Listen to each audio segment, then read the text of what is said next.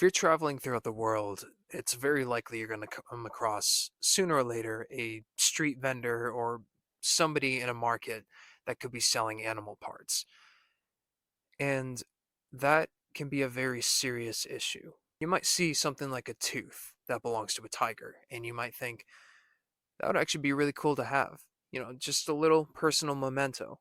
What I do want to warn you, though, is that by purchasing that tiger tooth, it would actually contribute to the extinction of that tiger. That might sound like a bit of a stretch, but here's the thing. In order to provide tiger teeth as a commodity to be sold, that tooth has to come from somewhere. If there is a high demand, you have to meet that with a high supply. And the only way to meet that demand is through hunting the animal. The best way to hunt to meet that demand is to hire poachers.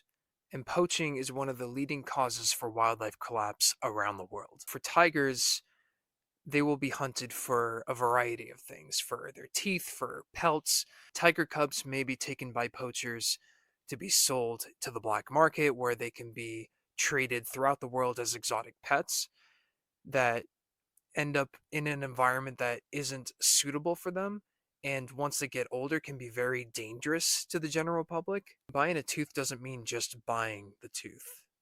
The unfortunate reality is that buying the tooth also means supporting the loss of an endangered species. This applies to other animals throughout the world like elephants and rhinos, or monkeys, birds, reptiles, sharks.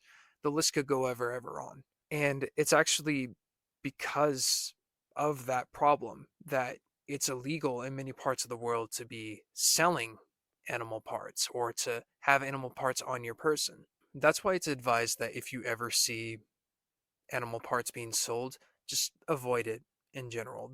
For more insights on wildlife tourism and how to be a responsible traveler, follow for more. I help you see the world for the world.